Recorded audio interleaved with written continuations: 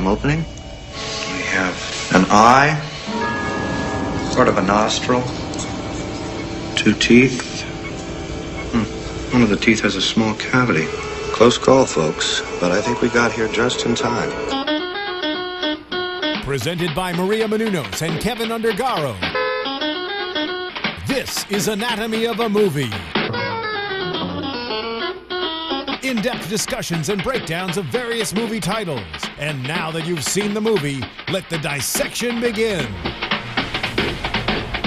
Welcome, ladies and gentlemen. You are up early for draft day. Very exciting time. A lot of people's lives will be changed forever on this day. I am your host, Phil Svitek, joined alongside John Comerford. Hello, everybody. Sara Stretton. Good morning. And Demetri Panos. Hello, movie fans. And of course, Marissa Serafini in the booth. Hello, everyone. All right. How's our salary cap looking, Sarah? Yeah, I think we're under. We're good? We can bump up my paycheck a little bit. Whoa! Oh. Damn. Ooh. All right. Of course, we are talking about Ivan Reitman's Draft Day, starring Kevin Costner, Jennifer Gardner, and a whole slew of amazing people. Who are playing themselves. Themselves. In the movie. Yeah. But overall thoughts on the movie. Sure. Oh, am I supposed to Well, start? you're the lady. Ladies first. I mean, I think I come at this movie from a not so sports enthusiastic background. I do enjoy sports, but I don't know every meaning of every play or everyone's name or whatnot. In this movie, really, it kept my interest. It was fast-paced, it was action-packed, and I felt like I was really living kind of the truth behind the NFL Draft Day. And although I don't have like bloodthirsty like team family, I do have friends who went through the draft and had this experience from the player side, and I thought that was captured really well. That pressure, that anticipation, and how much rides on this day is a great foundation for a movie, and I think that they played it off pretty well. Demetri. Yeah, you know, for me, this movie was serviceable. I'll start off by saying, I think it really showcases for the non-initiated Kevin Costner, you know, how can you be at this day and age? But it really does show why he was a big star. His charisma, his charm and personality, and he was a good actor. Also think it's the best movie Ivan Reitman has done since, I want to say, Dave. So I appreciated it, you know, for that. I had some, you know, some minor quibbles, but, you know, all in all, the movie turned out to be serviceable for me. I didn't love it, but it didn't make me angry. Most importantly, so It didn't make you angry. It didn't make me angry. I'll talk about my and it anger. messed up all my fantasy football picks too. Oh, no. I don't even know what the hell You it can did. get those. We have another draft day coming up. So you'll be able to... That wasn't it. Okay. Marissa, what about you? You kind of are. You're a sports fan, but you're not an NFL fan. No, I'm not an NFL. I'm more of a basketball fan. But you know, the principles of drafts from all professional sports, I think, is fascinating, and I loved how they did build up the suspense and how to really kind of play chess with the athletes. I thought that was nice, and how they played with each other, and I'll give you this for that, and I found that really fascinating. I thought they touched upon that really well in a way that people who really might not know how that all goes down makes us, the audience, understand it better, and really all the talent and the stats and everything that team members and, you know, the captains and stuff consider when they're drafting people. And I never realized all the different facets that people think of what makes builds and teams to succeed in the future. I thought that was really well done. John? Yeah, I enjoyed the movie. I think I like Demetri. I used the word serviceable, but I think I liked him a little bit more than Demetri did. I understand why he's saying that, and I agree with him on that. But I liked what they did well, which was peeling back the curtain and showing you this world that I haven't been in. I love football. I watch it all the time. I'm not a fantasy football guy, but I love the game. I even played back in Pop Warner days before everybody grew. So I would have played in high school if I grew. Before steroids exactly became popular. But so for me, that part of it was great. There were parts of it that were kind of, you know, by the numbers, so to speak. But it didn't offend me in any way. I enjoyed it. I would tell people it's a good movie. What offends me is that people are so taken aback by the movie and they're saying, "Oh, what a terrible movie," you know. And we'll talk about that a little bit later. But that's what upsets me because I went into it and I didn't know what to really expect, and I tried to go in with as clear a mind as I could, and I was fascinated by it. You know, right from the get go, I was like, "Wow, people really hate this guy." And I was kind of wondering, why is he... Because he never really answered people's questions, you know, throughout the whole movie. And I was like, why is he being so weird? But then by the end, it all kind of just... Are you talking about why he's not, Kevin Costner? Why he's not answering their charges? For example, with the quarterback, you know, he was like, hey, trade me. Or and he's like, have your agent call me. But I'm not dealing with this right now. Exactly. But, I mean, you're from Boston, you know? And, I mean, look, the Red Sox... capture so much media attention in Boston, and when I got that part of it completely. Like anybody who's putting together a team, if they're doing what the fans think is a shitty job in Boston, they are very vocal about it. They'll drum you out of town, you know. So it's I got that part of it. I thought they handled it so well. It's like, oh yeah, I've seen this. I get it. it. And actually, for me, that made Kevin Costner's character a little bit more sympathetic and endearing. Yeah, because everybody's just ready to hang him in effigy or burn him at the stake or whatever. Exactly. Right. So, exactly. Yeah. Yeah. It's so being. But I also like that because I like what you said. He's not answering everybody's questions, and I like that too because that's part of the suspense we were talking. They're trying. You don't give them the information. And it really holds true because all the fans think they know everything. And there's the fans don't know everything. They don't know all the inside deals. They don't know all this inside information that they're dealing with and what they have to put together. And I like that he said, look, I'm working here. Yeah. Stop getting in my way. I like that part of it because I respected that because I wanted everybody to shut up and let the man do his job. Because they weren't even just portraying them as fans. They were very much the mob. Yeah. It's that mob mentality where they cling to one fact and they don't look for any of the details or the rationality. It's just what makes the best leering chant. And like for me, it's like I went to USC during like USC's recent football craziness of switching around coaches, and it's very much... everyone's very vocal about what they think, but it really is. No one really knows what's going on. No one knows how the team feels. No one knows how the players feel. It's just what people can grip onto and make a big deal out of. I have to say this, Phil. Respond to this if you can. It also reminded me about putting a film together because there's the audience out there and they're screaming for what they want. Some of them have no idea what's involved in getting, and all the constraints that are put on the filmmaker to get it done, budget, character, development, actor, everything. You're absolutely right because you take a franchise near and dear to my heart, like the Star Trek fans, can be their own worst enemy, like but that goes for, that's a perfect analogy because like you talk about comic book movies, you talk like those fans can sometimes be so rabid and avid, and vocal.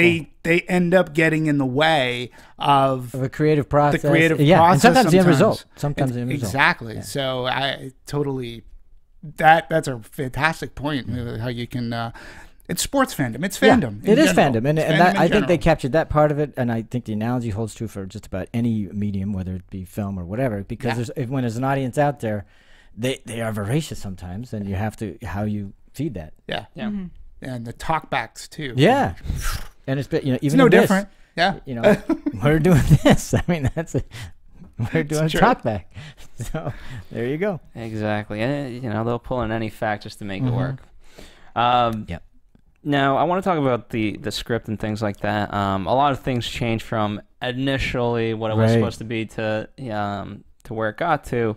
I don't know how major or minor this was, but it was originally supposed to be the Buffalo Bills. Yeah. Now, speaking of filmmaking, we went to Cleveland because it's a little cheaper there. Tax breaks, I'm sure. But that's what it was. Yeah, exactly. But Demetri pointed out the bigger part of the whole development process was the move from Paramount. Well, to start in 2012, it was the #1 spot on the 2012 blacklist. This script, and Paramount nabbed it. They already had it. What number? I didn't hear. It was #1. So when you talk, it was the #1 draft pick for the. It was the #1 draft pick for the blacklist. There you go. And Paramount had it. Punny day. The punny. I told you this is going to be just one punny podcast. I'm a punny guy. Okay. But in any case, so Paramount had it. Yeah. They were putting everything together. They already had Ivan Reitman on board. he had already been involved in like just revising the script. Development. And they got Ivan Reitman on board. Aside from him being a big football fan, he noticed the suspense aspect of the movie, and he liked it as a suspense movie and how it's the ticking clock, building up. So he literally have a clicking right time clock on the screen. Right, and they got Kevin Costner involved, and his legacy with sports movies, and I think, like I said before, this showcases his charisma, his talent, his like why he was so liked. And then ultimately Paramount had everything ready to go, or Ivan Reitman and company had everything ready to go, and then they Paramount pulled the plug and put it in turnaround because they deemed sources say that the movie was unmarketable. Like football, they were thinking of like the foreign markets and stuff. It says we don't care who's in it. That's the problem. I know with EA Sports particularly, you'd think Madden is such a big video game for them, but it's actually not. I knew like the head of kind of programming, he'd be like, every year, we got to make another stupid Madden game. Why can't we just sell FIFA? FIFA's the, international. It's like crazy. Football, as great as it is, it doesn't do well. The American football doesn't always translate. No, but how many great soccer movies can you name? I can think of 3 good ones, and they're Ladybugs, Bend It Like Beckham, and Victory. Yeah, so there's not there Big aren't, Green.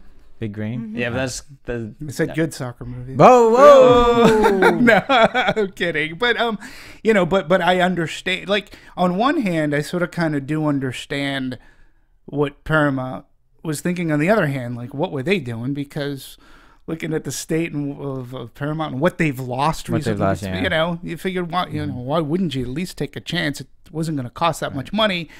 However, I'm sure those executives at Paramount are sort of kind of snickering right now, going, "Hey, we were right." Well, if they're looking at whatever their projections are for international markets, they're probably But even domestics too. That's true. But it's a tough movie to market, and I know we'll get into that later. But it's just interesting that this was a blacklist script, and that it was number one and on that, and and then what you see happens to a blacklist script and how it goes from studio to another studio. Who Do you think part of the initial blacklisting of this film was the fact that it was so tied into the NFL, and in order to make it, they had to be able to create that partnership?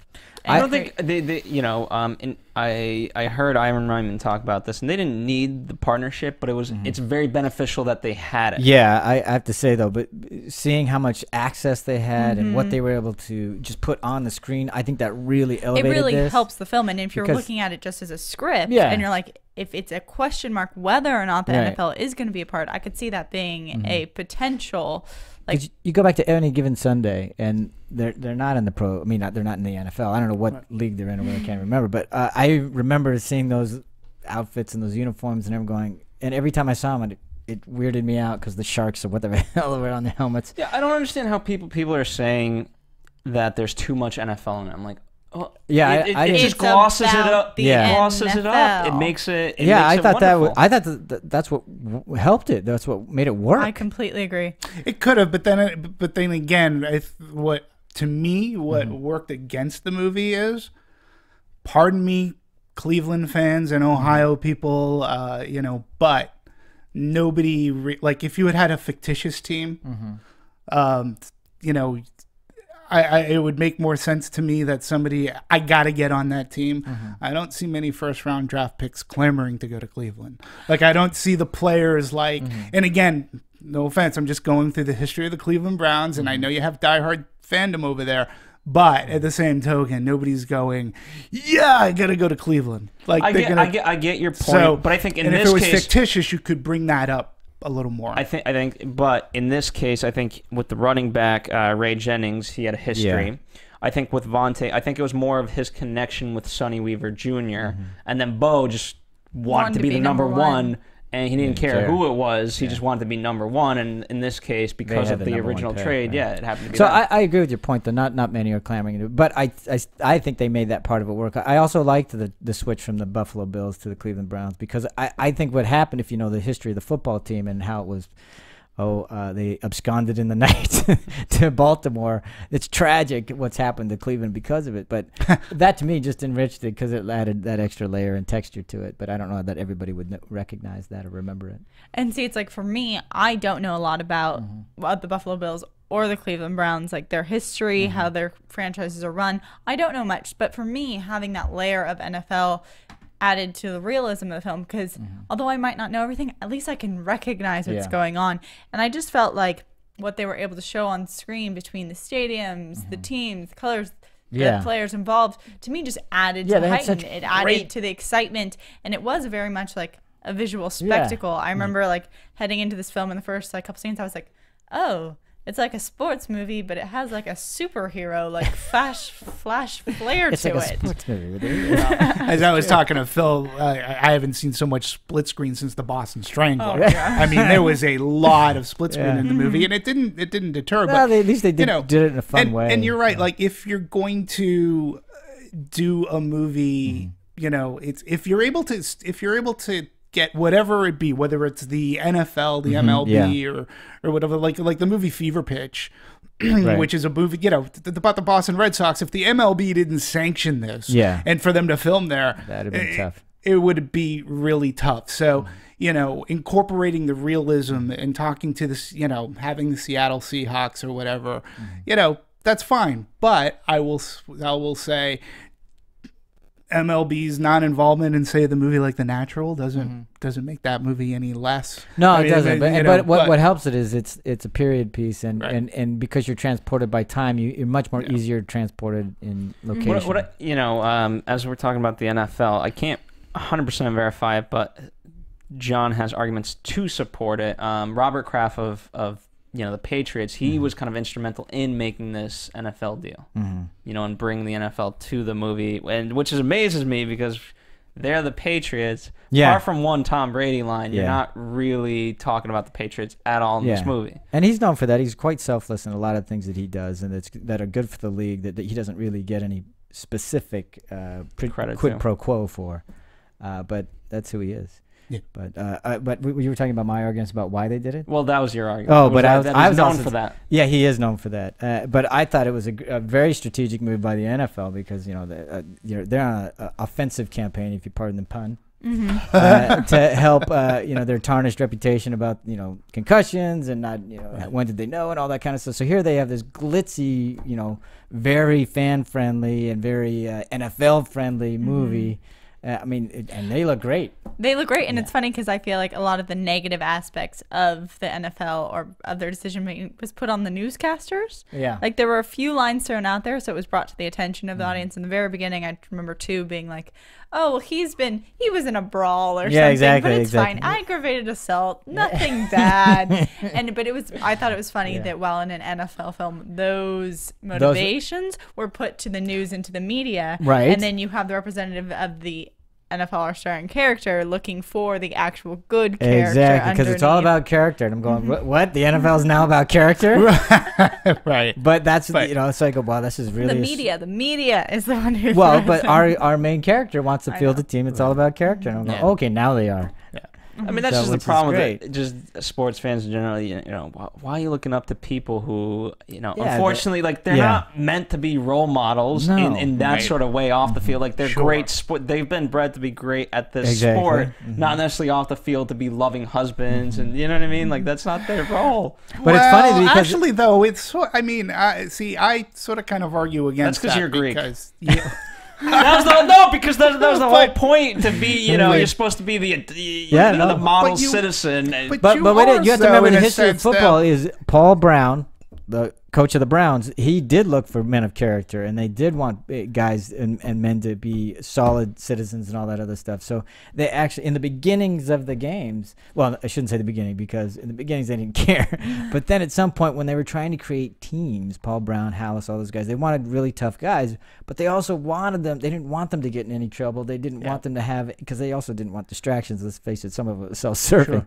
But they did want men of character. And baseball is just as guilty of that. I mean, as great as Babe, I mean, so, you know, and they've made movies about each one of those characters, but I sort of kind of am on the, you know, I'm on that side of the fence that says, you know what, These people, number one, they make a ton of money. They go out and play a game. And if they're very good at it, they have a lot of young kids who look up to them because they may inspire somebody to go do to play that, and hence you get your little leagues, your high schools, your college baseballs, and I really do think that if you're going to aspire to be something, if you're going to inspire that kind of a greatness, in a sense you should have. I think that, trying to stay out of trouble, like you are in the public, you are in the spotlight a lot, especially if you are on a winning team. And let's look what happened just recently in football with the San Francisco Giants. They had that schmohawk who just got arrested for the 49ers. I'm sorry. My apologies. The 49ers, you had that schmohawk get arrested at LAX because of a dopey terrorist bomb threat. He had to go through secondary security. And he says, "Oh, I have a bomb in my bag," and he got arrested. And it's looking like the Niners keep doing that, right? Well, the Niners are going to drop him. It looks like he's not going to be playing for them. They don't want the distraction, and he's had other issues in the past. That's true, but again, you should. I don't know. I'm always thinking. I'm kind of with Phil on this. I wouldn't want any parent to have their kid look up to a sports figure just because of their sports figure. Maybe if you could limit it to just that, but I mean, you got to think there about are most better of them, role models. Let's say the average, and I don't necessarily want to spend too much time talking about this because it's not really It's relating not to about the the movie movie. too No, I much. know. But let's say average age is 25 or like whatever. You can say I'm sure it's more like 27, 28. But like, okay, you look at a 28-year-old. Do they really have their stuff together? Come on. Anyway, you're close to that, Phil. What do you say?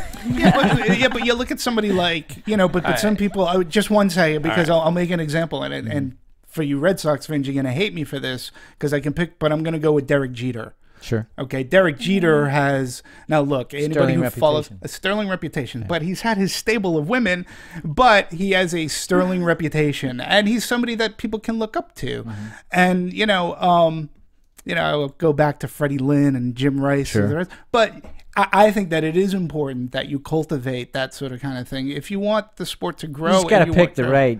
It's tough though, because it's tough. It's an individual. No matter thing. what sport you're in, it's you got to pick the right person. It's tough. So I mean, I think if there is a tie into that, I think it's the coach Dennis Leary. I think that was his role.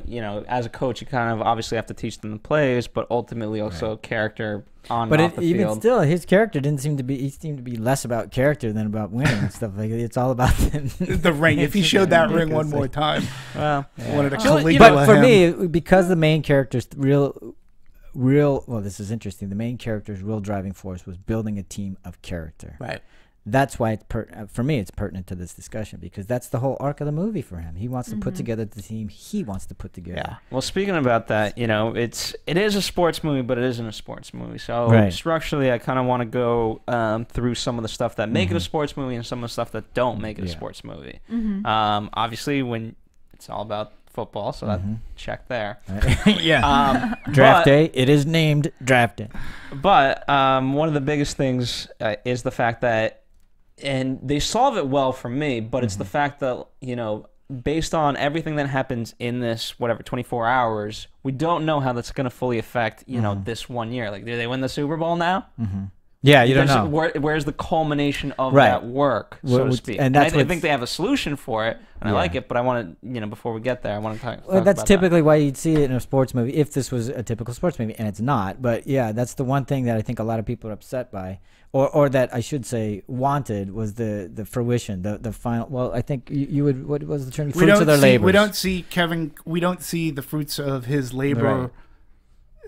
On the field, what happens? Yeah, we don't see that. There's very little football in a movie about football, and so that was my book. So I think I think that's the challenge of the movie for some people who are watching it. I didn't have that challenge because to me it wasn't about that. It was really, once I got that it's really about him putting the team together the way he wants.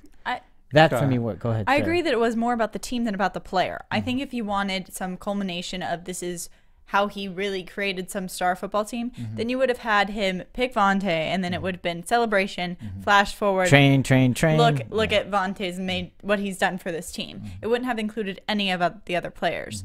But for me, my favorite portion of this movie was when he picked Vontae, and then afterwards we saw the rearranging, the scrambling, the trying to fix this, and that's where all of the action came in, and then it became about the team. So that's where the switch was in the movie for me. That became part of its heart, and it was about the team. So I didn't need to see what happened later. Because I like because for me the arc, well, I should say the resolution of it was, regardless of what happens, this franchise is now in better position to win, to play, whereas they compete. had for 3 years they had no draft picks for 1 and then eventually for 2. All that kind of stuff. So they were in not the only gutter. did he put the team together the way he wanted to, because he couldn't the last 3 years, he finally was able to do that and presented a good future for them to work off of. So that to me, and he was fulfilled that. appreciated. He was appreciated by like his business partners, the mob, they everyone. finally saw what he was doing. Yes.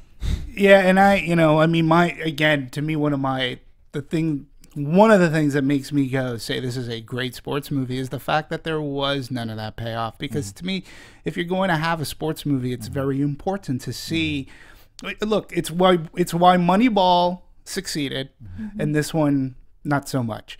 Like you got, and I get it, Moneyball is based off of a true story, but in essence, it's basically the same thing, except this is football. Yeah, there's a lot of similarities. You know, Billy Beane and the way he put that team together for baseball was it was very unorthodox. He had the same things that Kevin Costner. He was unorthodox. He was on the verge of being fired. People weren't believing in him, and you got to see him put this team together with a statistician, and then you got to see them play, and you got to see that what his vision was, much like Kevin Costner, what his vision was, you got to see them play.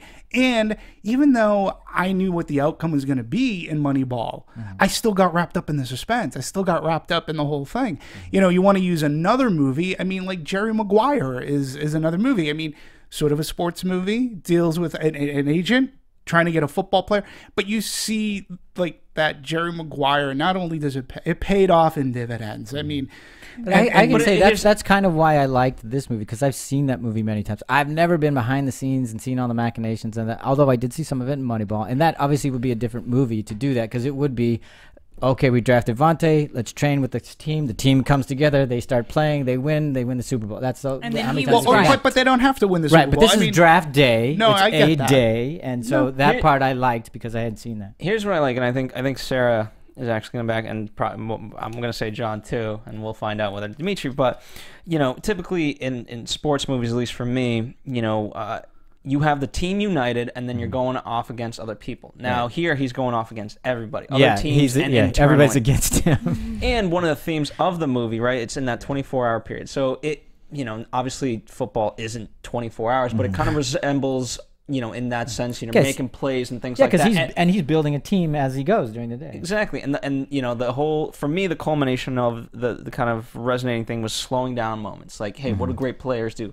They can't stop a moment, but they slow them down. And you know, if I look at that as one of the central themes, how are you going to slow down? Let's say this movie takes, you know, course over a year. How are you going to slow down a moment? You're going to slow down one day to what? Be 4 weeks? Like, how does that work filmically? Yeah. But again, Moneyball capture. Like again, I know it's called draft day, and we have to understand that who you're thinking you're going to pick for the draft. Like, not all of these deals. This is time compressed. Yes. Not all of these deals are taking place. I'm sure a lot's going on in the 24 hours. Sure. And again, I think this is where being involved at the NFL really helped, because I did sense that there was a realism going on with the calling and all that. Exactly. And I got that. It made me actually feel bad for the players, because they were being treated like meat.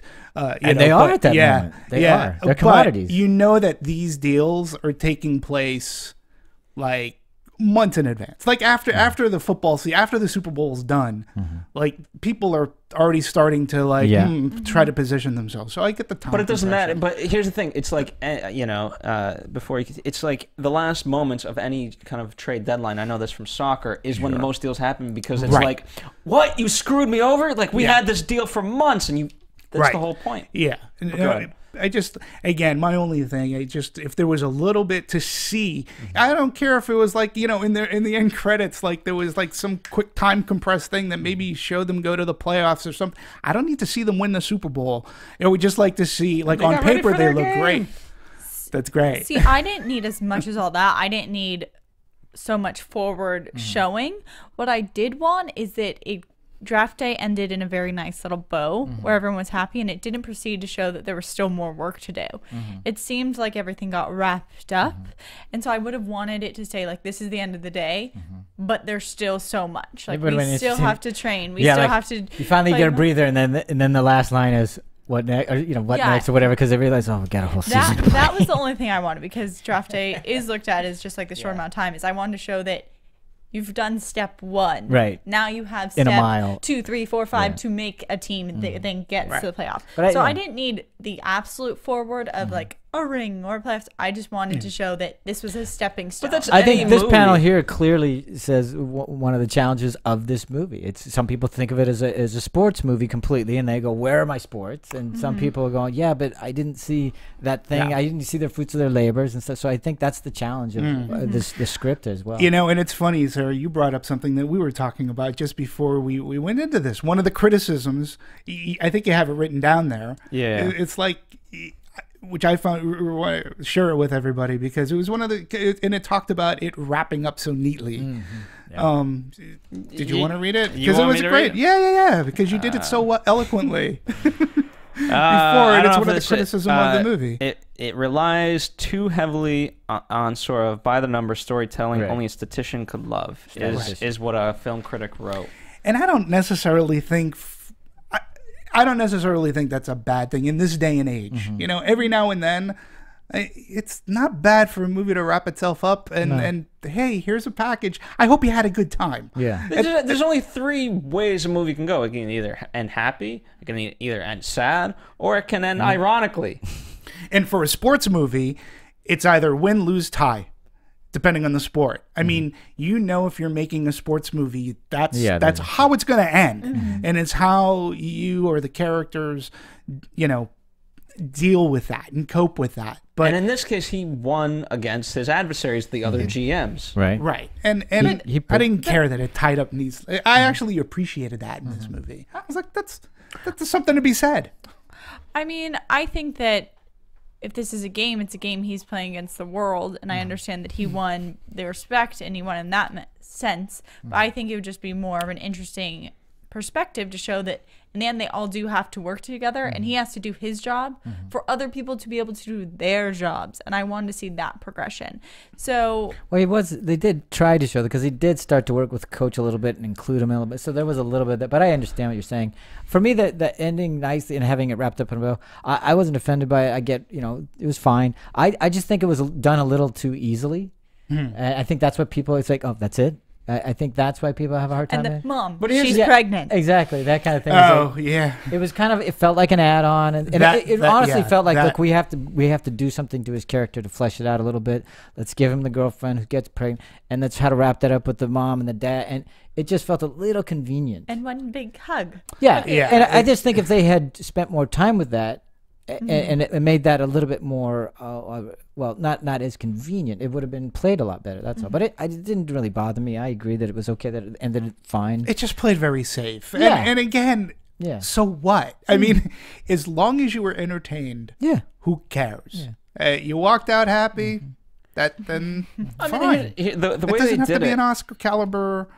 I didn't have to come walking out of this movie going, wow. I walked out of this movie going, oh. Yeah, it didn't make me. That's fine. That's okay. Here's what I liked about, you know, I mean, the inciting incident is pretty much right at the top of, okay, we're going to make this trade. I've made this trade. Now we live with this trade. Exactly. You know, and from then giving on, away the future of the franchise, the very thing I didn't want to do. I'm not going to be able to put the team I want on. Exactly. And what I love, for me, what made the happy ending, so to speak, work is because throughout this whole thing, at no point up until that very end is anyone really on his side. Yeah, no, except for her. Except for her, but he's not treating her in the best of ways either. No, he's not. But yeah, so he's still having under a very conflict stressful with day. her. Exactly. What a day I'm having. What a week I'm having. Exactly. So, but that's great. I mean, and again, you know, it's boilerplate stuff, but they did that part of it well. No, everybody's against him. They can't figure out what he's doing. They all want him to do something else, and he's stuck, and he's the guy that has to make the decision. Even the owner comes in and he goes, hang on, you can fire me in 5 minutes, but let me do my job. Yeah, let me do And my I felt job. like the justification for getting him into the incident right at the top was put incredibly well, because you understood that he was a smart guy, but under all of these pressures got forced into one position he didn't want to be in. It didn't seem like a spur of the moment decision or only on him. It really, you really felt the owner that he the had no coach, choice, everyone. and you know, he should have at that moment said, no, I'm standing my ground, but now he didn't. Yeah. Yes. And that's what sets the rest of the movie. I mean, it's great. So for that, I appreciate it because it was done well. I mean, again, you know, if you look, for me, I look at he battled the other GMs and he won. Yeah. And that's, He battled his own that was the GM. sport. His own owners. Well, his own owners. He battled the other GMs who thought that they were rooking him and thought that they could get him into a corner. I mean, so in a sense, you know, the other kind of a sports movies, you always have the underdog, and in a sense, he is definitely he's the the underdog, He's in and Cleveland. he's being painted as, you know, he's being pushed into a corner to start making deals that he doesn't necessarily want to make, and his job is on the line, his relationship is on the line. To me, it almost sort of kind of got a little bit too much. Once they brought the mother in with the ex-wife, I was like, okay, what again? See, what did I never for a happen? second thought Like, the relationship was on the line. I didn't think that was on the line, but I didn't think that was on the line, but it you know, what to me, it made it kind of almost, it brought a little bit humor, because it almost felt like the Marx Brothers room service. Sure, yeah. Where no matter what, he couldn't go anywhere where there were people exactly that were out going to- into the storage room. And yeah, like now what? You know, even there. And the just- new assistant, Yeah. like that kid was, it Yeah. was funny. You know, and then even the security guard who was on his side, it's like, oh, are you gonna? What story are you gonna tell me? Can you just tell me? Yeah. I don't have time. Yeah. You know, and so I found Those had elements. moments of humor. Yeah, it did. It did. You know, that sometimes, you know, in that regard, I don't know how many moments of humor most sports movies actually do have. Not a lot, I would say. Oh, I mean, Slapshot has a lot of moments of humor, yeah. and Well, and I that would is even a straight say, comedy, though. no, but the natural, you know, that there was. I mean, There are moments, you don't sure. have to. I mean, Rocky has some moments of humor. I mean, I'm not saying, like when he's talking to Adrian and Cuff and Link, and you know, but they're naturalistic moments of humor. You know, you have. I don't know. Sports movies are tough because outside of an audience, you got to try to find an audience.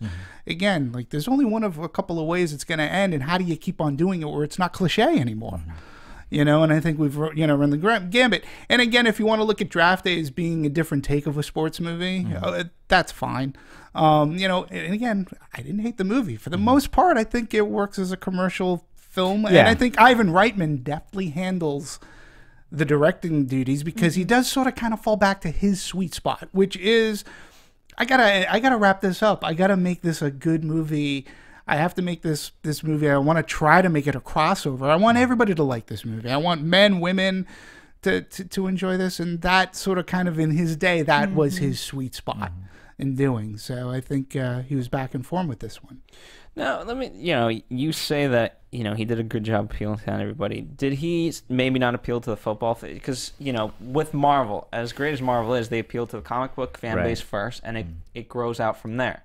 With this, do you think there was any disservice to fans of the NFL, perhaps? That was the question I had, because I had two questions. One, would anybody who doesn't like football or care about football even like this movie? And two, if they're a huge fan, what do they feel about it? Because I'm a huge fan of football. The fan base, the football fan base, right? And then but I think, are you talking about? Because I'm talking about the fantasy football guys and gals, if they're in it. And the people that watch because the ones who watch Draft Day. I don't watch Draft Day. I don't do fantasy. I don't do any of that stuff. And I'm wondering how they feel about it, because, again, that's like the Comic-Con group. I mean, in terms of their avidness of the I don't know how they would feel about it. I can't get a read on that. I mean, I don't know how people came out with it, but I thought about this before going into the theater, and just feels like who's drawn in. Right. And maybe it was just where I was, but I was sitting in between one family where the father, or I don't know, the guy in this family was straightforward, just the most like loud football guy. Like we're watching the trailers, and he kept calling them shorts, and after every trailer they play, he goes, "Really? We're gonna watch another short?" And like was just like not having it and just wanted to get to the movie so bad and like get his football. And then on the other side, I had like 5 kids, like who were like kids, like I don't know, 8 to 10-year-olds. Well, that's an odd audience. And then there's me, and I'm not your typical, you know, football fan. I'm like kind of like, I'm a girl, whatever, and I'm in between these 2 groups of people, and I'm just like, this is the most strange crowd I've been in a while. But at least in drawing people into the movie, it accomplished, and he was laughing. The guy, right? And the kids were entertained. I'd look over once in a while. I don't think they really appreciated the relationship aspect, but so on that end, at least the movie was bringing them into the theater that I was in. Okay. But I don't have any idea. Does anybody? Yeah, I mean, I honestly, I couldn't tell you because, you know, I watch football. You know, I get the NFL package out here just to watch the Patriots. I mean, I cannot. So I don't think you have to like football to like this movie because it's but kind I of barely about that. I sort of get that, but one of my first reactions after I saw the movie was is that you're gonna have a hard time with a certain audience that could care, that has no idea about this. And I'm not going to single a particular audience out, but you're going. It is so draft day intensive that a lot of people just don't care. There's an audience out there. They're not watching this, and they don't particularly. You know, on Sundays they're going out doing shopping or doing something, but they're not watching football. I would say that the audience you're talking about is typically the one that I would be characterized to fall into. I didn't want to make a generalization and get killed. I'll accept it. I feel like if you're talking about demographics, you're not trying to like individualize or say everyone's this way. But as a demographic, I fit into, you know, I'm a little bit of the teenagers, but they want me to go to romantic comedies. They want me to like the love story, like all of that. And I was not raised completely around football, but I really enjoyed this film. But would you have seen it? Would you have seen it if you weren't part of Anatomy of a Movie? And be honest, I wouldn't go with all just off of what the depiction is. I wouldn't take all my girlfriends to see this movie. Having seen it, I would tell them to go see it. Right, okay, but again, but the key that I was getting at is that you're not going to convert those people to go to this movie. And being that it is so draft day, I mean, it's very draft day intensive. All the wheeling and the dealing, like like. Well, I think now we see why Paramount had a difficult time marketing. Yeah. So because what are your commercials? Is it about the relationship between the two, or is it really about football, or in what market do you decide to go for? Yeah, and I think I mean, I know we'll talk about marketing, and I think it's an uphill. Yeah, I think that Lionsgate did the best that they could with the material that they had. They have a serviceable movie that has Kevin Costner in it. Yeah. But let's face it, Kevin Costner, even within the past year, you know, he had a supporting role in Man of Steel. Yeah. He was in the Jack Ryan movie, which he was really good in that, but the movie didn't do great. No. Then he was in a movie that did make me very angry. But he hasn't been. We talked about him in Liam Neeson, right? Like where Liam Neeson has been able to resurrect and have this fantastic career. Kevin Costner's trying, and I think the right project for him is out there because, again, watching him in this movie, I was like going, "This is why he's so good." That's right. Yeah, I think those people who see it are going to go, "Yeah, let's get him back," because he does a good job in this. Yeah, he was very believable in this world. I mean, obviously, he's had a lot of sports experience. Yeah, but as an athlete, I mean, you usually see him in the sports world as an athlete. This is the first time we really see him when he's not the athlete. Right. So I like that. And I thought it worked like a charm. Because I believed him. I believed he was the son of Weaver, and that he got. Yeah, I totally bought that. Yeah. So let's while we're talking about Kevin, let's talk about the whole casting process. And as we mentioned earlier, Kevin Costner was on board in the Paramount days, as we'll call it, those infamous days. But yeah, I mean, I guess, why don't we start with you, Sarah? In terms of acting, what did you find most appealing about it? I mean, as I'll say, Kevin Costner, completely believable in this role. From type to how he portrayed it, to I really liked how he guarded himself and left you suspenseful. On top of that, I think I have to hand it always to Chadwick Boseman. Like after 42, he really displayed that he could handle being an athlete, but also being an athlete with a heart. And I think that's a really good niche for him. We're going to be seeing more movies from him this year. Get on Saw that trailer at CinemaCon, great trailer with him. And Sorry. he just has such a passion that exudes through him as he's acting. You can see past that he's a tough guy. You can see the heart. And he does that in this movie, and that's kind of like the niche that they're putting him in, that he can be this very multi-layered person. So I really enjoyed that. I think that was Jennifer Garner the most believable person in this role? Not to me. I understood that as a casting thing, you kind of need it. You need to have that woman in there. Not that it was against her acting. I think maybe it was just the casting of it wasn't really my favorite. I don't know. For me, she did one of her kind of believable moments, to the critics, was when her and Dennis Leary had their little lunch or whatever, and hey, I need to talk to you, and she's like, I need you to tell him, because apparently you can get to him. You have his ear. Yeah. She says. I guess the line that stuck out to me was when she was like, I love football. I am football. To me, it felt like a line. And that was the heart of her character. That was why she was there. That was why she pushed so hard for her whole entire life. And that to me needed to really come across. And the fact that she had to tell me, like, I love football. I am football. Like, that part didn't read well for me. Yeah, but she had, again, in the lunch scene, she had moment, he's trying to patronize the her. lunch scene was great. Yeah. But he was trying to say, like, hey, I need quarterbacks that can run this play and this play. And she's like, don't patronize me. I know what those plays are. Right. Yeah, and I actually found it sort of kind of refreshing, to have a woman in there. Now, to me, Jennifer Garner was fine. Yeah, I mean, I don't want to discount her, but I think almost any, another good actress could have done well in that role. I But think with like Noah, as we discussed, could you see another person playing, Russell Crowe as Noah? You get that, and Kevin Costner is kind of the same thing for this. Although other people can argue, but Jennifer Garner can. And let's be honest too. She was based off of a real character. Megan Rogers is her name, and she's the salary cap woman. She played exactly what this woman does for the Cleveland Browns, and so I just, it was nice to have her in that role, because obviously that is a position of somewhat power. I mean, you gotta. Like, you're working off of what you have money-wise and cap-wise. And, again, Jennifer Gardner was fine. Go, Sarah. But Go, Sarah. it's such a, you have a woman who's working in a man's world in the NFL, like macho. And on top of that, you're working with money. Jennifer Garner is so sweet and so nice. And I did love her witty banter, like, as she would, like, they would talk about plays. And, like, it came quickly, and that was nice. But I kind of felt that maybe I needed something a little more cutthroat. It's like a cutthroat world. Like, you have to be able to walk in the room and have a lot of power, I think, to be believable in this job. I agree with that, but I don't really fault her.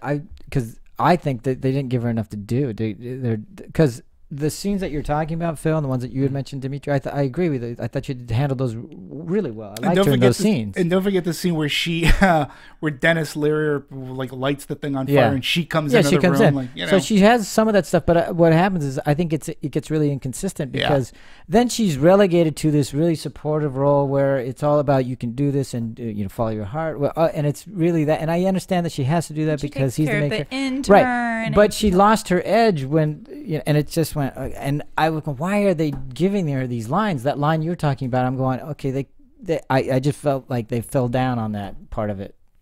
Yeah, I mean, because drop the ball. I was gonna say that, but okay. They could have. I just think they could have given her better stuff to say. But I liked her in the role. It was nice to see her and stuff like that. And I bought her when she was being that forceful thing, and then it was, and because she's so nice, and I wanted to see her stretch that way, because she's usually, she's got the doe eyes, and she plays so sympathetically, doesn't she?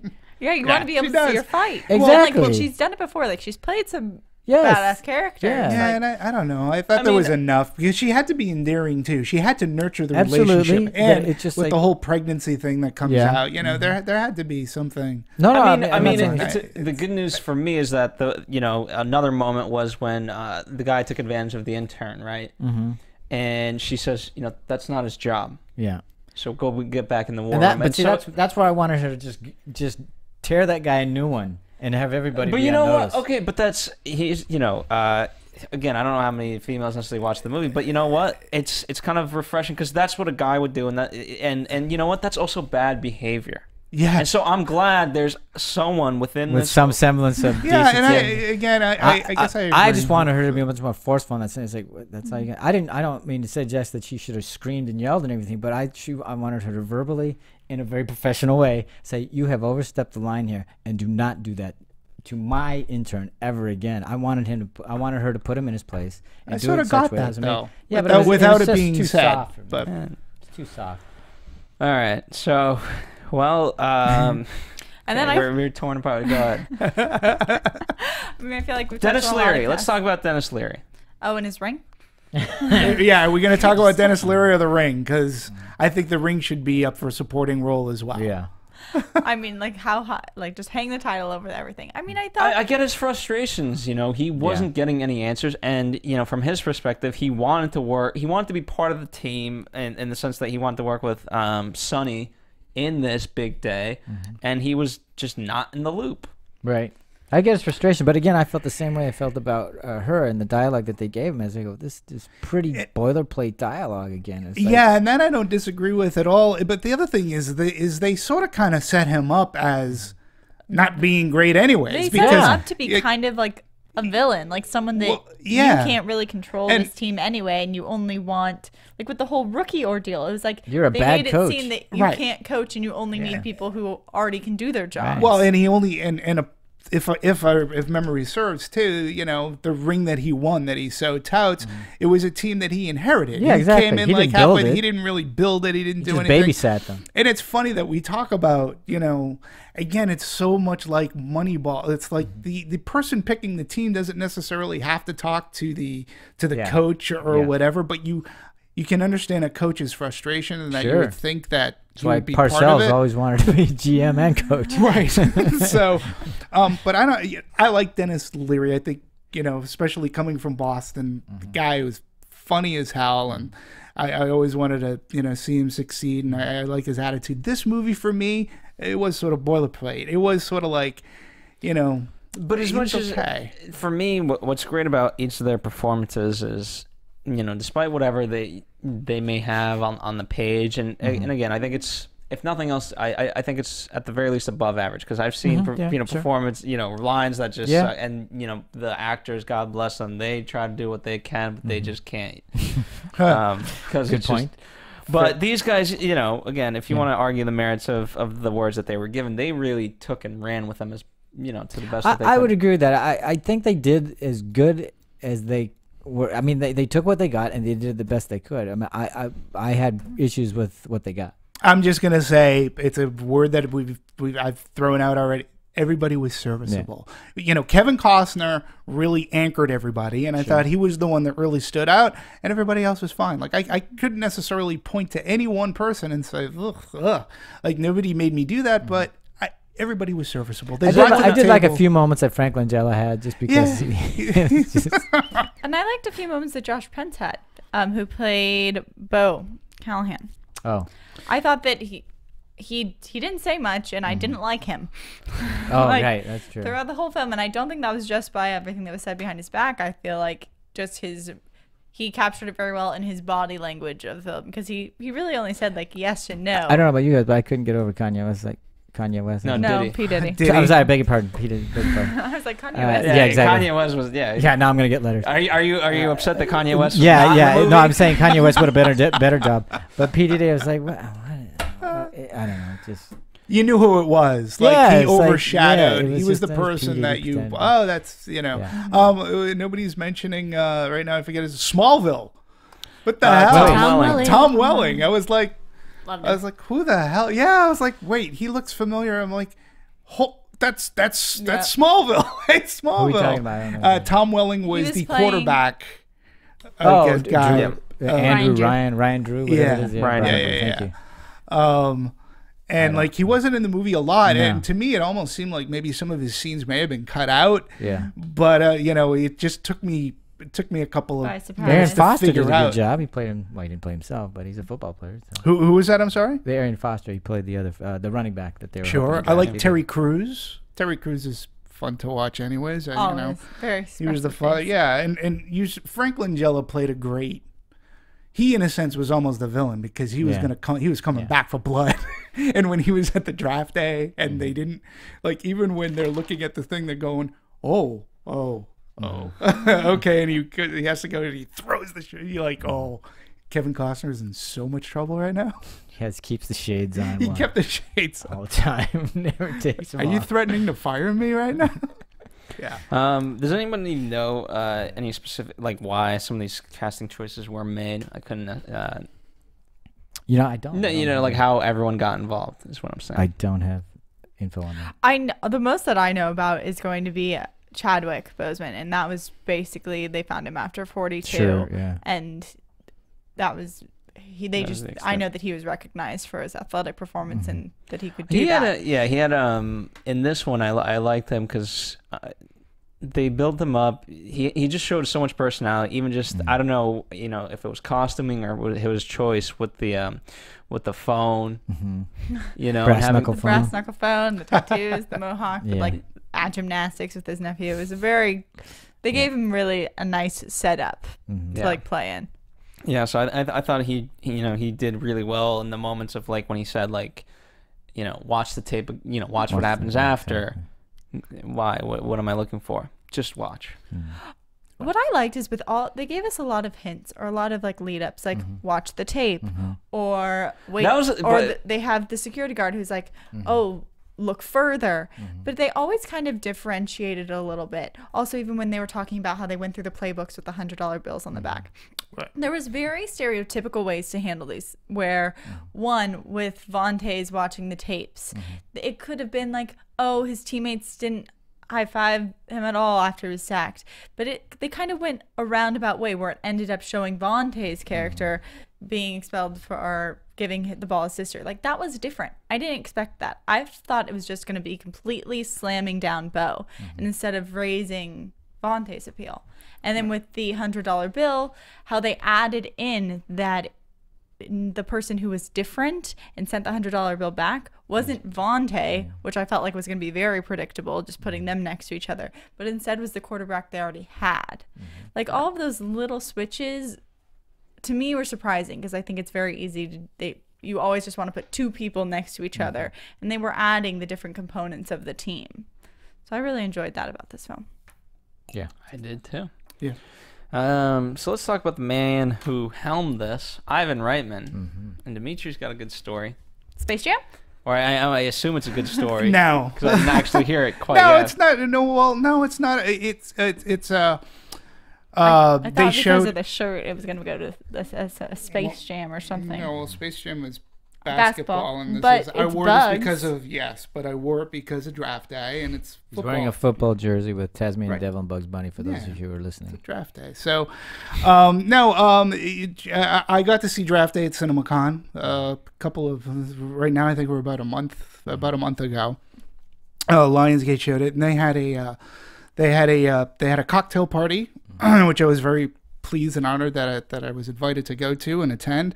And they had Ivan Reitman was there, amongst some other people, including who else was there? I forget his name. We were just talking about him. Tom Welling, not Tom Welling. Chadwick Boseman. Yeah, Chadwick Boseman. And for me, my goal was to meet Ivan Reitman. I've been a fan since I was a kid, so a couple of years ago, and so I just walked. I waited in line, because they had photo ops and everything, and I had my Ghostbusters and Stripes Blu-ray jackets for him to autograph, and for me, it's not a great story because I was just like geeking out. I was geeking out, and I'm like, I've come to a point in my life where when else am I going to have the opportunity? Like, it's going to be, yes, I live in Los Angeles, so maybe I'll bump into him at a grocery store, but I might feel, when else am I going to have the opportunity to meet a person who I've idolized and has made me laugh throughout the years? So I geeked out, but, probably to the point where, like, when I was done, he was probably like, where's security? Like, where's the bodyguard? But he was very kind and gracious, and, I can't say enough about him. Now, at CinemaCon, what is great about him, because in a sense, he infuses comedy in this movie, right? I mean, the movie does. We talked about comedy, and he was asked about comedy today, and it was interesting because he takes from his CinemaCon convention appearance where he says, "I just got this award." And he got like Pioneer or Legendary Director Award, and and he's like, and just before me, he goes, they had Seth Rogen with his partner Evan Goldberg. They won an award for comedy for Neighbors, and he's going on. He goes, it was sort of kind of weird for me. He goes, it was weird, like how shocking and vulgar the clips that they showed for Seth Rogen movies, and he's like, he goes, but way more vulgar than anything we did in like Animal House, which at the time Animal House was very shocking, right? Yeah. And he's like going, or certainly Ghostbusters was really a family movie, and I did Stripes. He goes, but he says, but this is like a whole other thing, and it was just fascinating to see. I think there seems to be less joy and sweetness in some of the films, and it made me think and going, that's why a lot of his films endure. Today the comedy, I think we've talked about it before, is for the gross out or to be raunchy. Yeah. But you don't have the sweetness to it. And when you think about Ivan Reitman and his films, they sort of kind of do. That's why Draft Day wraps up in a tiny bow. Like, I'm not surprised that it ended the way that it did. So for me, meeting Ivan Reitman was it was one of the coolest things that I could do. I don't go out to Star Search. I don't do that. But when it's somebody that I can idolize, and I did thank him for the gift of laughter throughout the years, because I think it's the greatest gift that can be given to somebody. It gets people through hard times or whatever. So that was my geek out story with Ivan Reitman. So there you go. Sorry if it was boring and it didn't live up to what it was built up to. The quote was really good. So. Unless someone, we joked about the split screen, but this had so many split. You guys hated him? No, I thought it was a clever choice because it tied in everything, and it wasn't unlike it wasn't typical split screen. It was my shoulders popping into yours, and then what I liked was there were moments of like they got on the phone, hey, can we make this deal? No, and then like I swipe away the split screen as I walk off, angry or whatever. No, I kind of liked it. I thought it was at least visually interesting. I thought the split screen was interesting, especially because without it, we would have had so many one-man scenes. And so it did create that conversation because it's a movie based about phone calls. Yeah, I know. So I understand that. It was interesting to me, though, that you did have the overlap of where sometimes, and it really, I think there's only two characters who did it. I think it was Kevin Costner and I think it was Vontae were the only two who are able to kind of step out of their screen and overlay the split screen line. And I was like, I don't know if there's a point to that. I don't know if there's a reason why only with other people. He didn't do it. I thought he did it with the Seattle Seahawks guy. Yeah, when he's having his breakfast. Right. Yeah, there was little shoulders popping in. Yeah. Did his shoulder pop in? I don't know. To me, it was like the only people who seemed to really be able to step through and become that center while you had the two split screens going on. We're going to do a full split screen analysis. Well, it's funny because it is a technique. And again, I brought up the Boston Strangler, which is famous for utilizing that technique. And 90% of that movie is split screen. And I haven't seen a movie use it in such a way since that. And I thought it was an interesting way to portray the movie.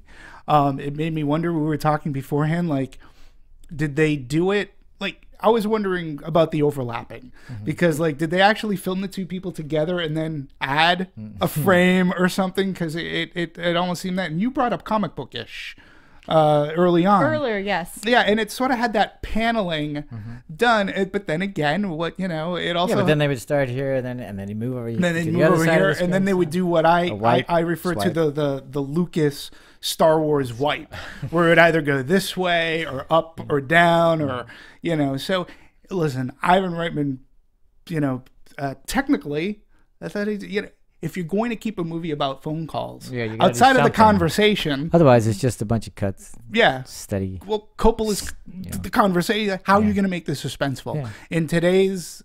In this day and age, you have to move everywhere. And I think we all agree too. The last 20 minutes of this movie are sort of like you get, oh wow, okay, what's going to happen? And I think it's because of using that technique, editing, and always on the clock, and there's always this, and if it was almost like it started 24. To go like this, yeah. Well, it's fun because you have the split screen going on. You have be able to cross. Then as you're like in the introduction, you have the time clock. You have the introduction of the stadiums, the wide shot, and the overhead in. And I felt very much like that's where I was getting all of the comic book. That's where I was getting this because it's very big, very big, and it's very like. And you had punching. the announcers. I love the use of radio and television. Yeah. And especially now, it's one thing people always kind of just put it in just to put it in of like give it some stakes or whatever. But the fact that all of a sudden it played into because the Seattle Seahawks guy's listening to his fans and he's Sonny's listening to his people. Yeah, exactly. And it's affecting them. Yeah, I thought Reitman did I thought he did it again. I thought it was his best movie since Dave. I also really enjoyed we talked about it a little bit earlier. Sarah had mentioned the hero shots of the city and the stadiums, and they're doing the aerial shots over here and then landing on the field and stuff. I mean, some of those were just cool. That looked good. Yeah, no, they did. It just looked good. Oh, Great branding. Seattle looked amazing. The city, Seattle with the did look Space great. Needle and the Ferris wheel. It's just like, damn, I'm going there. They even made Cleveland look great. Yeah. No offense, Cleveland. I'm joking. I mean, Good job, NFL, and your What's branding nice- of stadiums. They did though. I mean, it was pretty shots. I think that's because of NFL though. Yeah. You know what I mean? I think I think agree. that's straight out of archives. I agree. I mean, yeah. they did a bunch of hero shots and they made them look fabulous. and Sure. Why not? Go ahead. Yeah. But at least it's on the screen, and I went, nice. Oh, I mean, I don't blame them for kind of glorifying their brand. Like they showed present day as fascinating and interesting, and when they added the archival footage of like the different players, like it did add that sense of like heroism. Even when to they were in these New York past players. at draft day, at the actual draft, I mean, that looked Radio good. I City said, Media. that looks almost interesting enough for me to watch the real one. My only knock was that the reporters, and especially if you're gonna interview the number one, proposed draft pick, you better know his name. He's like looking at a cheat sheet of like, okay, Bo Callahan. Hi, we're here with number one prospect, Bo Callahan. That was my only knock in that. I can't knock that because I got Diddy's name wrong. So. So I think it's fine. Great. You can forget anyone's name. Anyone aspiring to be a host, who cares? Yeah, exactly. Whatever. What else did you guys kind of like about? I mean, how is this different than I obviously split screen alone just makes this movie different than a lot of Ivan Reitman's past movies. Absolutely. Yeah.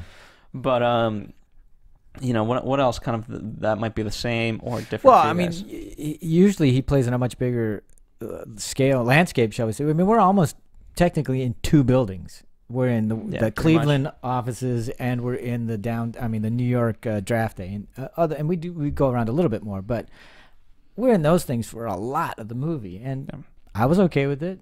It didn't bother me. I think that if you really think about it, just to film a bunch of offices seems easy. And then I know that for filming of the draft day scene, they were actually using, I believe, the 2013 actual draft day. So a lot of that footage, or what's going on in the background, is actual draft day footage. So some of the actors, some of the stand-ins, some of the people you're seeing. Roger Goodell walking up to the podium, and I'm sure they captured all that. Yes, exactly. Sure. It's like that was taken from the 2013 like actual day. Again, that's why I really liked that they did that. I liked that I was there. It felt real to me. Well, I think it enhanced the suspense too. Yeah.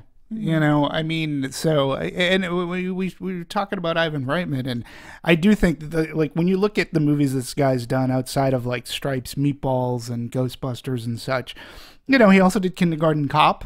He also did Dave, Jr., Twins, Legal Eagle. So we know that he can handle comedy. You know, he likes that. He has the time. You know, a director, I think you'll agree, you have to be able to handle the timing of it, know how to shoot, when to cut, do whatever, you know, do all these things, because those are all essential to comedy. And in this particular movie, I think he did go outside of his wheelhouse. I mean, he was trying something.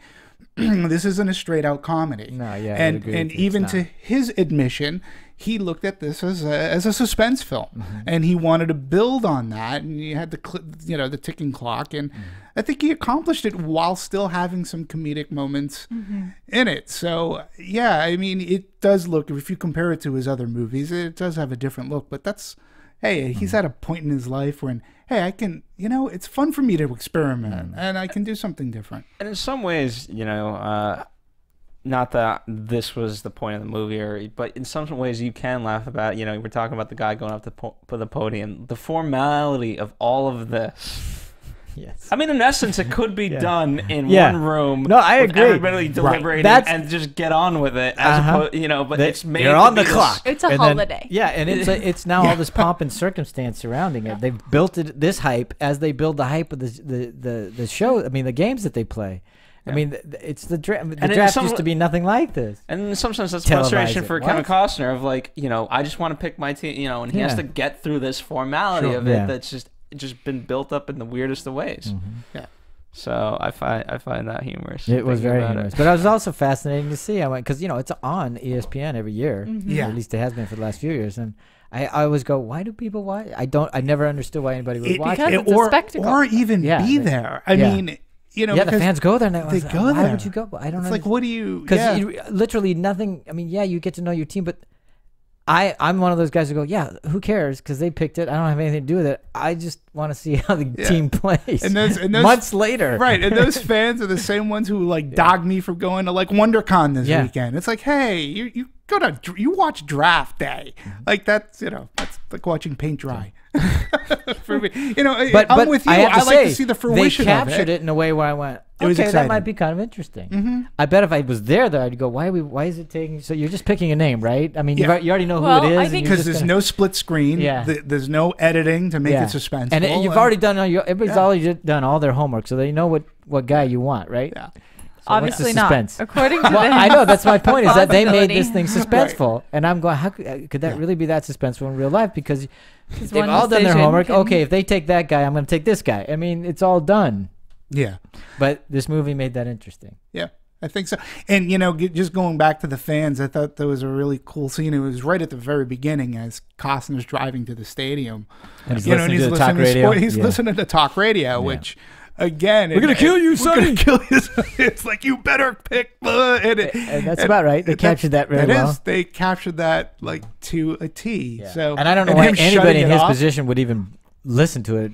supposedly a lot of them do. I was reading that that's a good I know they do, but a lot of why? them do because they can't help it. Yeah. I think also too, as you see, some of the jams are affected by how their cities are reacting, and Yeah, sure. I mean, it's a corporation. You need to make money. You need to make your fans happy. Whether or not you have a good team, you also have to get people in the seats. There is that good relationship, and if people love the coach, if people love the GM, I agree with all that. But I think that's what we were talking about earlier. Is they put him in such a great position. If he's going to satisfy the fans, he's probably going to not isolate himself, but. Won't succeed at what he wants to do, and if he wants to do what he wants to do, he'll piss off the owner, or piss off the coach. I mean, he can't please everybody here, but then he does. Tough. Somehow he does, because it's a movie. It's tough. That's the beauty. Yeah. It's tough. Yeah. I was gonna say, just also what I love about, and they capture this really well. There's never an event in sports that's not the biggest event in sports at that moment. Right. This weekend, the biggest, Monster Demetri trucks. versus John. Oh my god! Fates will be decided. Like what? Okay, it's just a game. It's just a game. You got to raise above the din, man. What is he gonna do? I know, but that's what I love about it. It just managed to capture that aspect. Sunday. And The same thing. Why didn't they use that for the marketing? Draft day. Draft day coming to a theater near you. But it shows Ivan Reitman's, because Ivan Reitman, we do the Schmoes Know podcast out of here as well, and they had Ivan Reitman call in. And he was talking about he doesn't miss a Sunday of football. No, he's a big football fan. Yeah. And so you could tell that he wanted that off it. Bet you he's a fantasy person too. Probably. I would assume. He watches draft I bet day. I bet you he watches draft day. Well, you can clearly see this guy has a love affair with football. Absolutely. I mean, this guy really likes the game. Yeah, He likes everything about it. Listen, he's been working.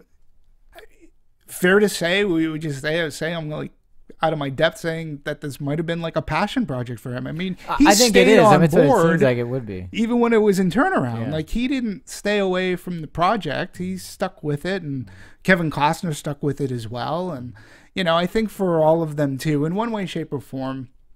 Not that I know them or I'm in their heads, but you're looking to try to make a good movie. Not that I think maybe because they like the subject matter, they like football, but really they like the thing about doing it about character, because it's this, like I was saying earlier in the beginning of this podcast, we talked about movies. Yeah, it's the same argument they have with everybody. If I'm pleasing the studios, I may be pissing off myself, and you have that same thing. And I bet you that whole crux of doing it because what you think is right and best. Yeah, and that's the thing of it. Because you want to make the movie you want to make. Mm-hmm. You want to put the team together the way you want to put the team together. Absolutely. And I think, they got, I think it appears as if Reitman got to put together his team. Wanted to make this movie. And, he did a very, again, Dave came out a long time ago, but he did he did a good job. I hope, we know that the movie didn't do that great, but, I hope. What numbers has it done, by the way, since you mentioned it? Right now, 10.9. 10.9. Yeah, 12.7 all in thus far. Okay. And again, because I'm a fan, I would love to see him to continue to direct. He should. It's not like he's a hack. He has a legacy, and this movie wasn't bad. I just hope that people don't look, oh, well, that movie didn't do well. Hire him again. Now, it's already made the news. He was on board. He was going to direct Ghostbusters 3, but after the passing of Harold Ramis, he decided, respectfully so, to say, you know what, I'll find somebody else. He's going to produce it. But, I want to see more of Ivan Reitman, and, why not? He's made great films. He can. And he still has great films, I think, within him. Yeah. I mean, Jesus. Clint Eastwood. He's about to come up with Jersey Boys. Now there's a hack. Yeah, he's like, how old is he? He's like 80. I mean... I want to see more from Ivan Reitman. Now, in terms of, I guess we can get into this. Is it clear that I was being sarcastic? Does anybody? Yes, I got it. What about? We're gonna get notes too. He's not a hack. How could he say that? Sorry to interrupt. No worries. I feel like part of the problem, perhaps, was that the trailer only came out in December. So it gives about 3-month lead time. Nowadays, when did the first tease of Man of Steel come out? What? 10 years before it actually went to theaters. That's a joke. But. Well, I don't know about you guys, but I was watching the trailers for this one. I'm sorry, the shorts. And they were for movies that were coming out in August and September and October. Yeah. And so again, and whereas nowadays, what's great about it, in the old days, to get a trailer into the movie theater, that's some money, but you can throw up a trailer on YouTube, and get some traction. You can. There's a way, and build it up that way, get some, people buzz. And I don't know if you're partnered with the NFL. I'm sure they have a bunch of networks and such that they can put it on. Yeah, maybe ESPN 1, 2, 3, and 8. It was. I think the trailer Channels did play 400 through 500. I think the trailer did play on the Super Bowl. I think there was a. Oh, did it? Yeah, I think so. Okay. I think they had a Super Bowl spot. I mean, I just think that it's tough. I mean, you. And again, we've talked about this before. Well, it's catering to was it on your guys' radar screen? Because I honestly don't remember seeing one trailer for it or one commercial for it, except for the last week. And the actual draft day is coming up soon, and so the fact that they're not more intertwined. Yeah, that's what I didn't get. I said, why are you not coinciding with this event? You know what I mean? It's just, yes, obviously it's smart to put one out, the movie out before actual draft day. There's no. They didn't seem to be from that. There's no other connection. Yeah, I mean, I can't speak. You're right. I mean, usually a trailer will come out depending on the movie, but it also maybe it goes to show, I hate to say this, but the NFL went, you know what? No, I don't think it was. No, I don't think it was. I don't think it was the NFL, because why would the NFL? If they sanction the movie, they'd want to try to, because this is a goodwill movie. There's nothing anti-NFL about this. I'm sure after it was all completed, they really liked it. It's a goodwill movie towards the NFL. I just think that sometimes in a studio system, you tend to cater to your, what you're going to consider your tentpole. So, do I start promoting Divergent, or am I going to spend my money on draft day? Fair point. It could have come down to some stuff like that. That happens. When we talk about the budget of this movie, it was all in. It was $50 million. So I think the production budget we said was 25 early. So they spent 25 for the print and advertising. So that's, and then you just had what it was about. How long ago did Divergent come out? About a month ago, right? Yeah. So you had. It could come down to that. I don't necessarily know. But also, if you've been reading the trades, there's been big shakeup at Lionsgate as well on their marketing side. So, they just somebody just resigned, I'll just say. Well, it also was fighting, I don't know how close the date was and how that affected it, but they were fighting an R rating, which I don't understand why. What? I don't know what in here is R. I was trying to figure it out. How many times he did say fuck, and I don't know if he said it more than once. I don't even remember it. Yeah, he said it once. I'm not saying, I'm sure he did, but I mean, it wasn't prevail. I could see easily why it got adjusted to PG-13. Yeah. I mean, here's the thing: the MPAA, from experience, we thought we just submit the movie and then just kind of watch and be like, you know what, that feels like a PG-13. No, they give you extensive notes. At minute 43, this person shows us hoo-ha, or like, you're like, what? How do you pay attention to this? Yeah. I just feel like I would have realized it because I found out about that rating kind of like after I went, and as I said, I was sitting next to children, and like there was no point that I was like, oh, they shouldn't be seeing this. Like sometimes you go into a movie and like there'll be a kid in there and you're like, oh no, close your eyes. Yeah, even in PG-13 movies there's moments like that. And in this movie there was nothing. Not like a glimmer. I was like, oh yeah, I can totally understand why kids are in here. If it was just the language thing, I mean, I can understand that because, you're in the world of football, a few F-bombs are going to be thrown around. Sure. Like that, as well as long bombs. Yeah, but Phil, I think you were bringing up a good point because, I mean, one of the reasons that, and again, I don't work for the MPAA, I don't know, but they have been under scrutiny. They've been under the microscope because there was an article that came out within the past couple of months saying, what the hell is going on here? There are some PG-13 movies here. They're that all over like you're giving them a PG-13, and that movie is about as close to being rated R. Right. And I've seen rated R movies that like, how the hell does it get a rated R movie? I think we should start our own division that rates the MPAA. That's what I think we should do. Oh yeah, I mean, I completely agree. And it's all again the MPAA. It's off-air interesting stories, but I know some of the people that work on the MPAA, but again, they've fallen under some scrutiny for how they've rated some movies.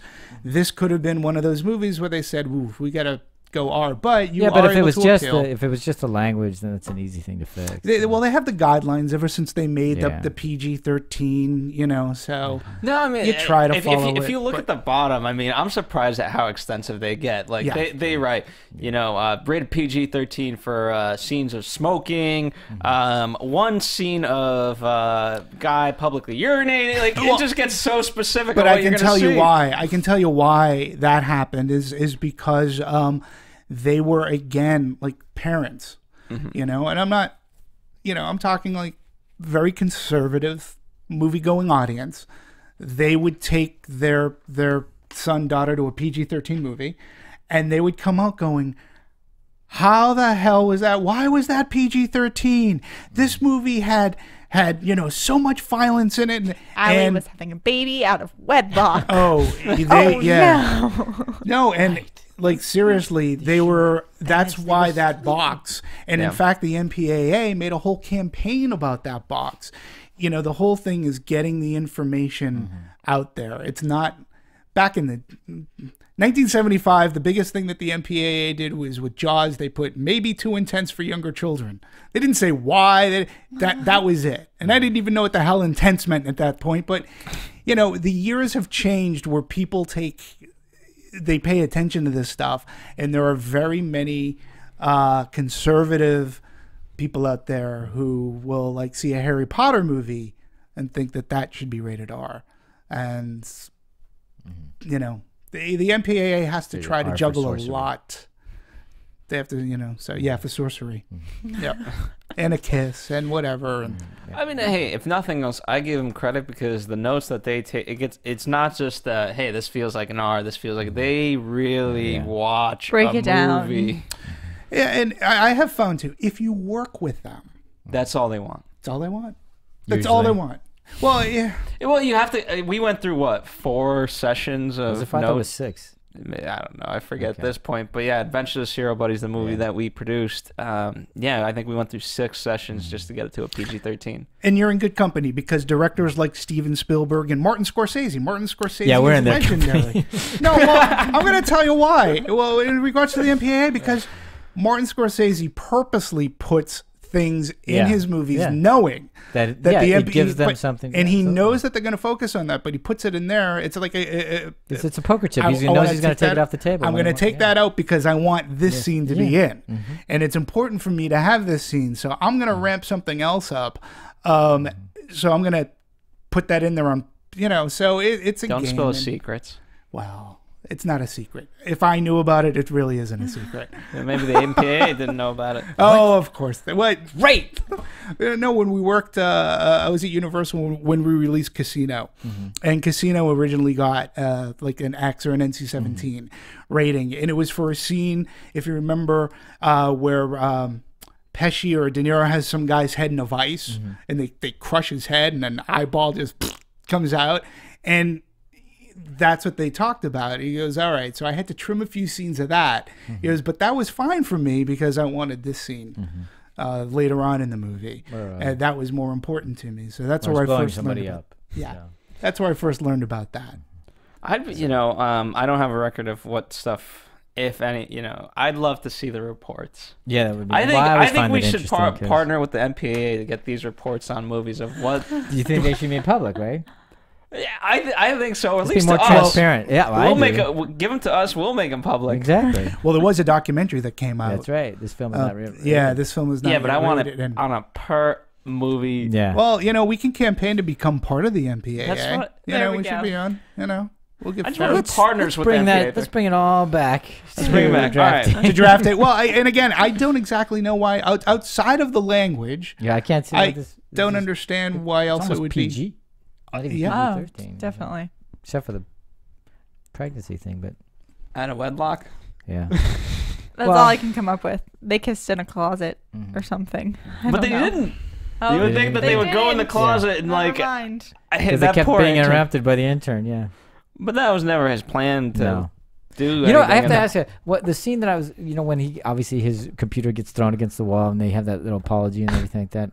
I was like, well, seemed like an odd little scene that they had because I mean, if you took that out, it's okay. Don't need But it. it humanizes him. It I does was humanize him a confused bit. It why just his seemed. It seemed. computer was Yeah, in there because in the but they first ended the place. scene on the intern and his response, and then he makes a move towards him. I go, why did they edit it there? It looks like he was.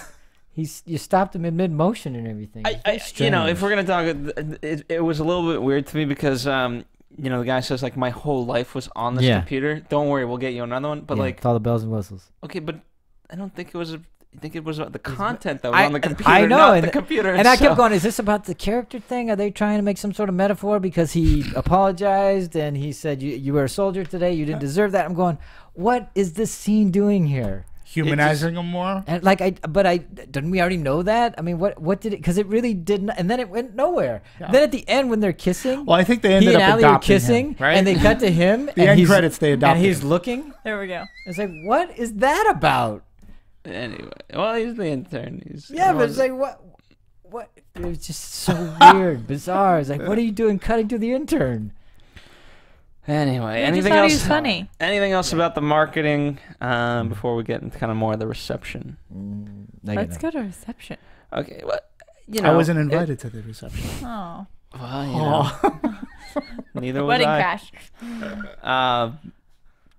Yeah, I mean, as of now, it has a 62% on Rotten Tomatoes. That's It's still considered right. Fresh. no, Yeah, I think no, I'm it's still considered surprised. fresh, I mean, and- the word from I was getting was that it was worse than that, but because I hadn't looked at 62. That's great.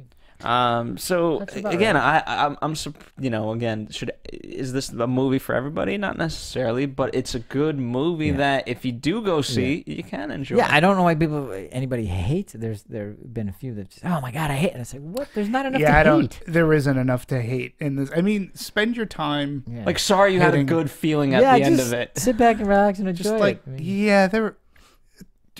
We've seen a couple of movies this year that you really want to hate something. yeah. I'll send you give to you this. something to I'll hate. give you something to hate. Like this isn't. This isn't This it. isn't it. Like No. that there are a hell of a lot worse movies out there. Sarah? I mean, I just feel like we talked about it a little bit earlier about a lot of the criticism coming about being the NFL, and like that's what almost every critique I was reading was Oh, like really? was like Too much oh, NFL? this is all about the NFL. I'm like, yes, isn't it supposed to be about the NFL? I'm confused. It's the NFL draft, right?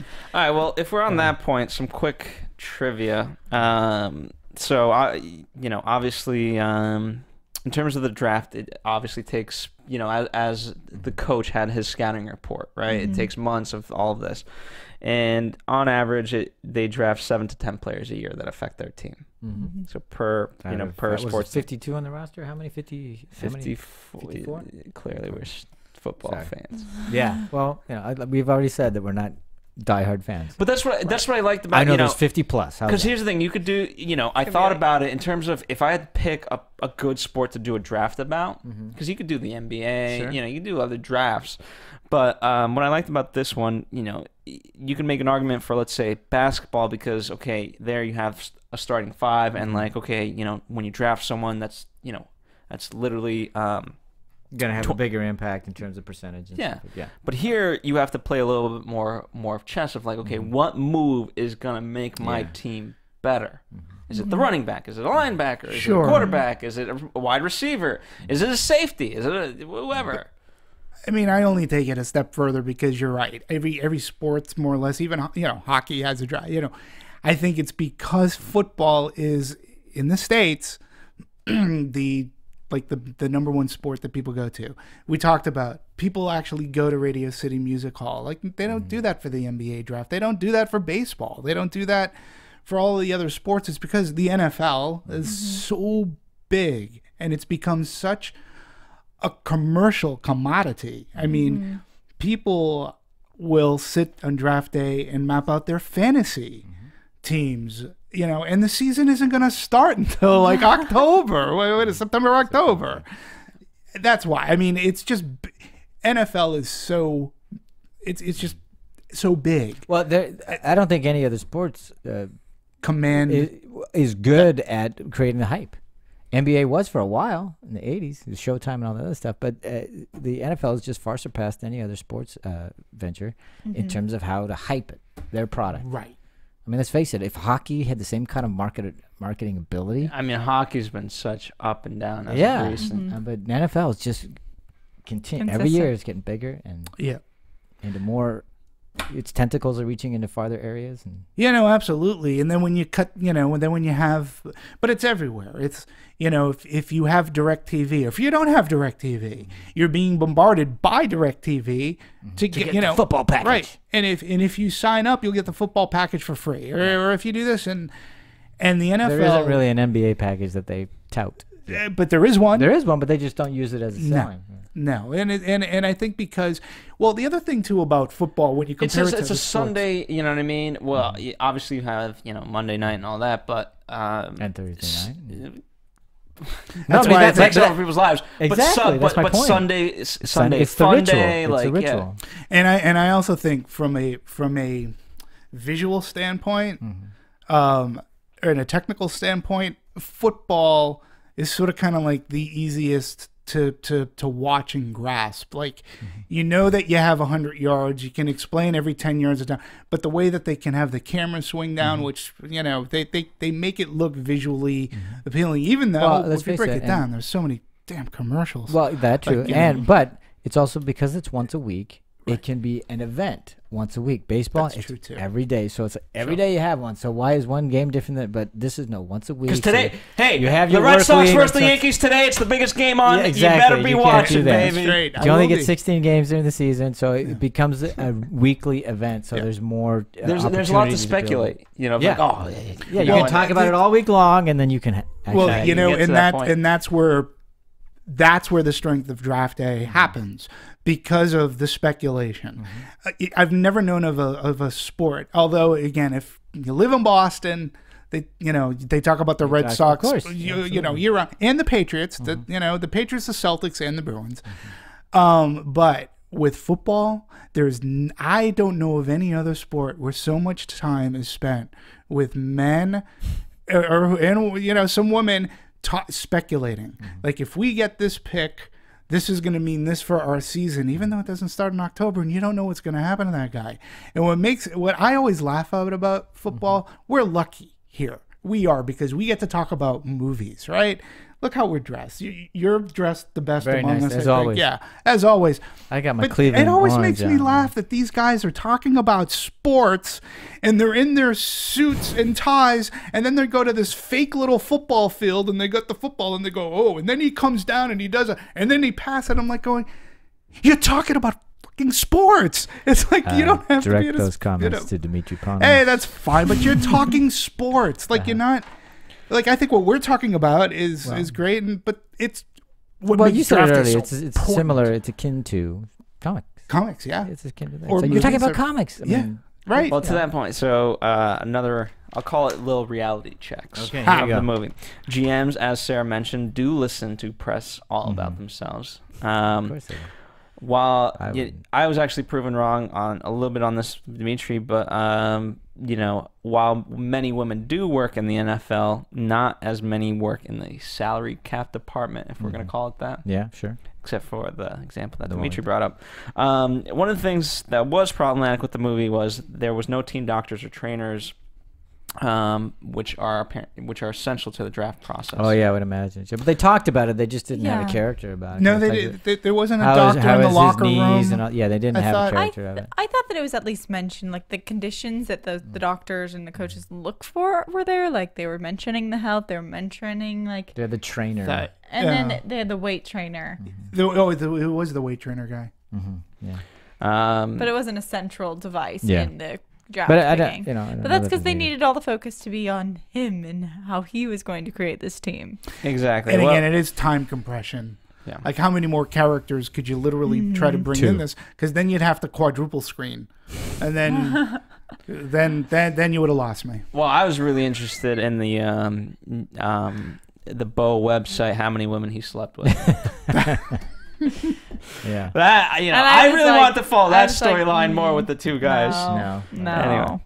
That was funny though. not That happening. scene was funny. Speaking of characters, That guy's from Arrow. obviously we've talked about the intern, and we liked him. It was a good kind of plot point, but you know, very unrealistic to get an intern to Yeah, be on draft basically- day. on draft day to be the It's kinda- assistant for your GM. Yeah, that's So people Well, had, someone had mono, right? yeah. Wasn't that Yeah. the Yeah, reason? yeah, but then you get a And different she, capable well, I need guy. these people for the salary cap stuff. So this is who you're stuck with. I went, okay. I don't think this is the day to do that. No.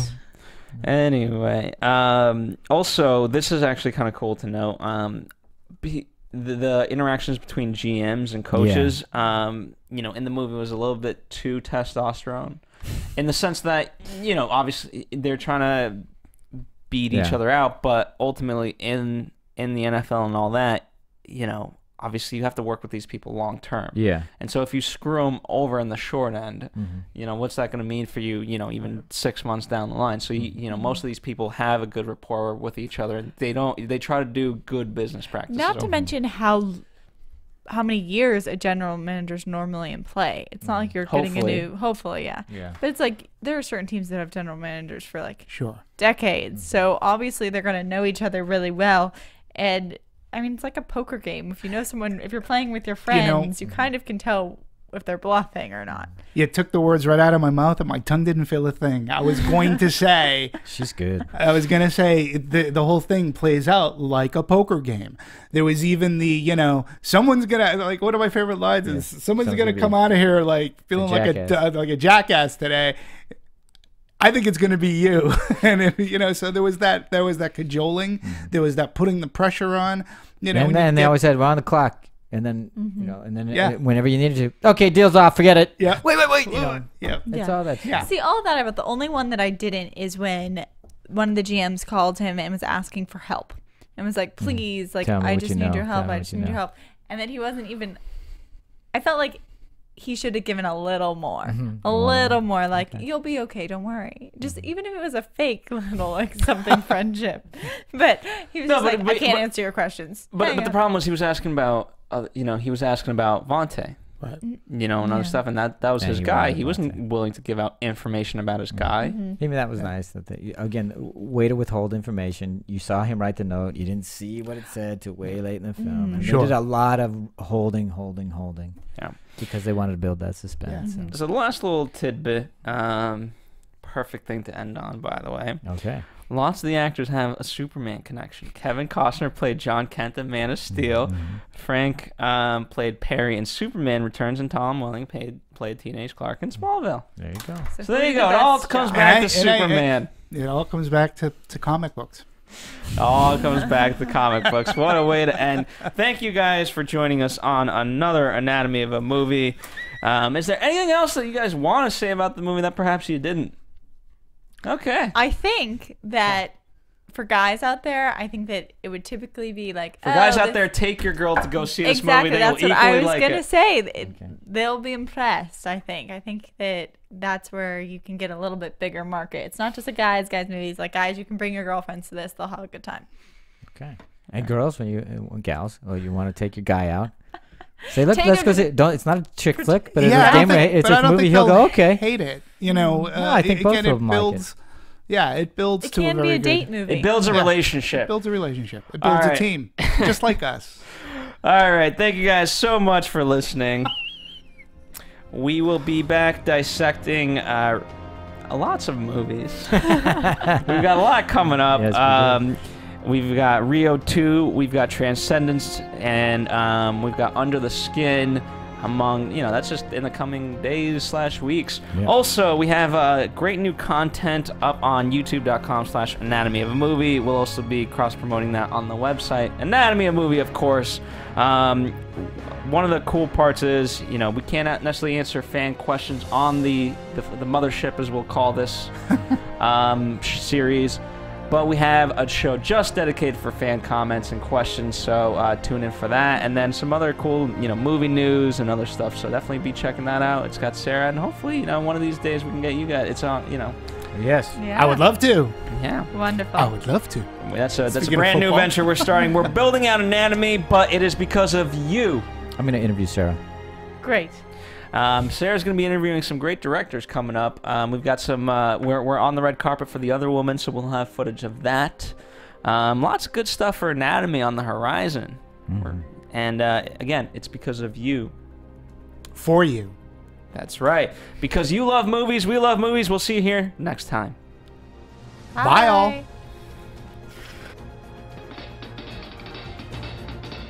Producers Maria Menounos, Kevin Undergaro, Phil Svitek, and the rest of the Anatomy of a Movie staff. We would like to thank you for listening and subscribing to the show. If you have any questions or comments, feel free to email or tweet us. I'm Sir Richard Wentworth, and this has been Anatomy of a Movie. Thanks for watching Anatomy of a Movie on YouTube. For more on your favorite movies, subscribe to our channel here, and be sure to let us know what you think in our comment section below here. Bye.